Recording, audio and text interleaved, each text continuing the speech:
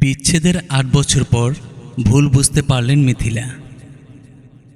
জনপ্রিয় তারকা জুটি তাহসান খান ও রাফিয়াত রশিদ মিথিলার সম্পর্ক বিশ্ববিদ্যালয়ের জীবন থেকে শুরু হয়েছিল। ২০০৬ সালের ৩ আগস্ট তারা বিবাহ বন্ধনে আবদ্ধ হন। তাদের ঘরে একমাত্র কন্যা সন্তান আয়রা তাহরিম খান ২০১৩ সালে জন্ম নেয়। আদর্শ দম্পতি হিসেবে পরিচিত ছিল ভক্তদের মধ্যে। ২০১৭ সালের মে মাসে তাদের বিচ্ছেদ অনেকেই হতাশ করেছিল।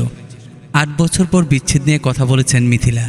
তিনি বলেন, তখন অনেক অল্প বয়সী এবং তরুণী মা ছিলেন। ভালো মন্দ বিচার করার শক্তি ছিল না।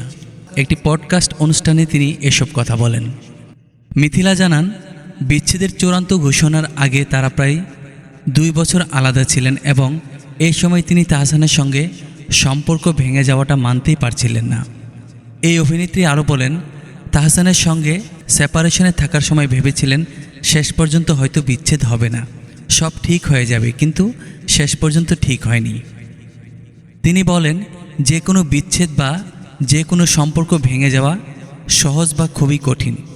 বন্ধু বা এটা যে কোনো ক্ষেত্রে হতে পারে। আমি ছিলাম তখন অল্প বয়সী এবং তরুণী মা। আমি যে একটা ভালো মন্দ বিচার করব বা কোনো একটা সিদ্ধান্তে আসব, সেটার শক্তি আমার ছিল না, কারণ আমার একটা ১ বছরের বাচ্চা। আমার মানসিক অবস্থা ভালো ছিল না, যেখানে আমি কোনো একটা সিদ্ধান্ত নিতে পারবো নিজের জীবনের। অভিনেত্রী জানান, ২৩ বছর বয়স থেকে আমি আমার জীবনকে একভাবে ভেবেছিলাম। হঠাৎ করে জীবনটা সম্পূর্ণভাবে পরিবর্তন হয়ে গেছে। আমি আমার শ্বশুরবাড়ির মানুষের সঙ্গে থেকেছি, একে তো আমার বাচ্চা আছে, তারপর আমি জানলাম সেই জায়গাটা আমার ভবিষ্যৎ না। আমি তখন চাকরি করতাম, কিন্তু আমার একটা গাড়িও ছিল না। কিন্তু আমার তো অভ্যাস ছিল গাড়িতে করে বাইরে যাওয়ার, আমার বাচ্চার অভ্যাস ছিল গাড়িতে চড়ার।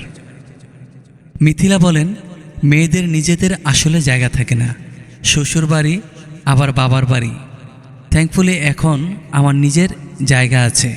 মেয়েদের সবার আগে যেটা দরকার সেটা হলো অর্থনৈতিক স্বাধীনতা। এই অর্থনৈতিক স্বাধীনতা ছাড়া জীবনের অন্য সব সিদ্ধান্ত নেওয়া কঠিন।